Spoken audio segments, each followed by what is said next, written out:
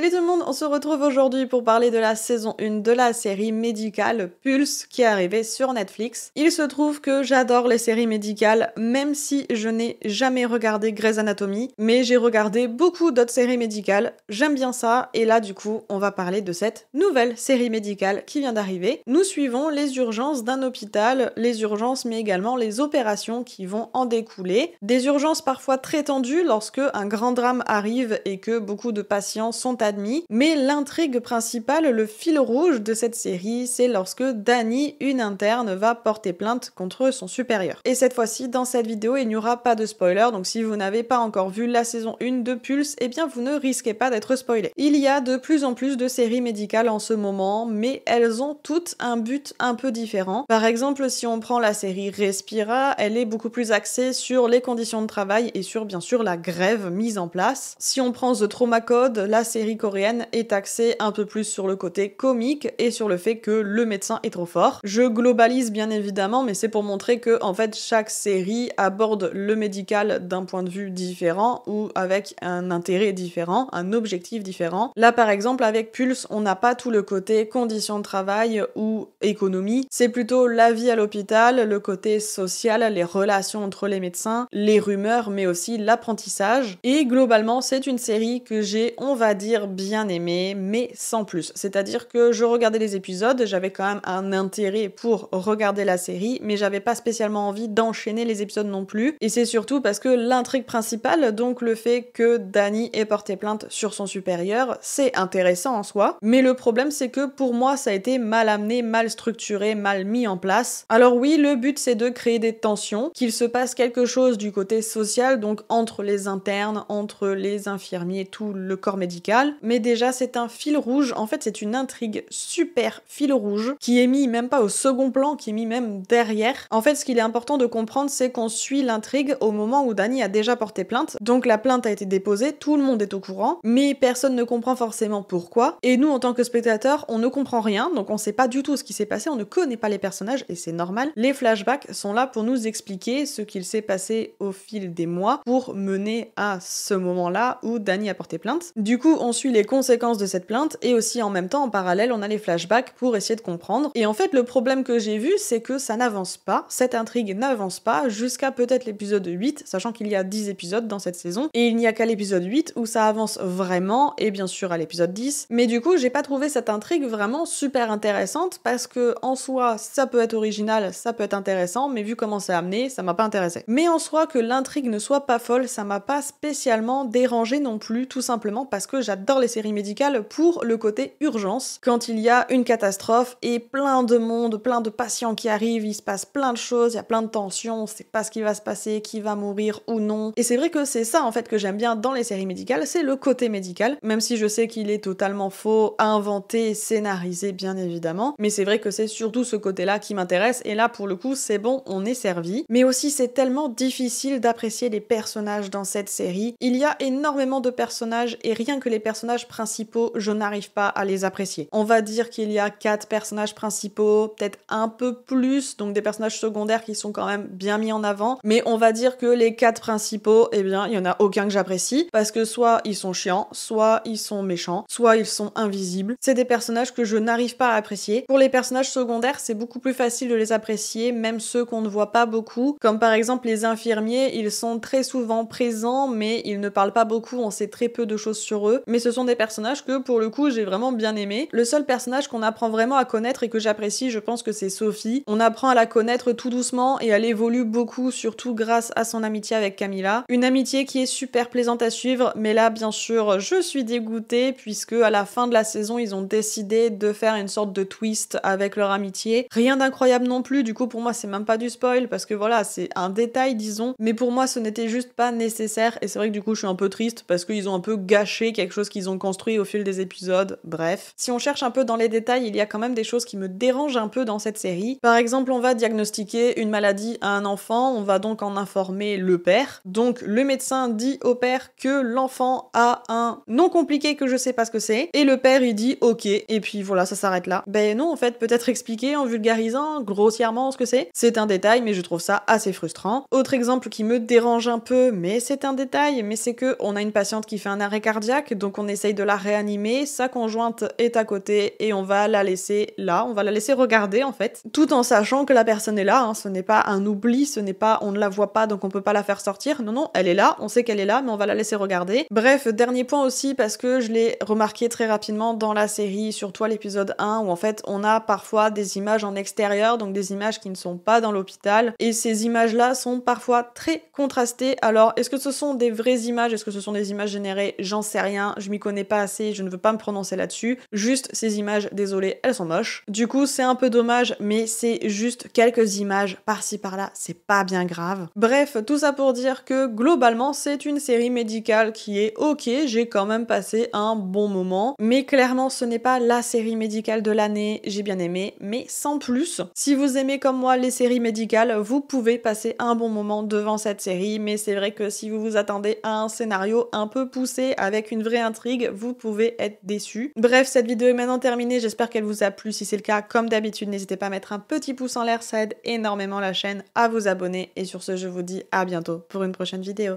Ciao!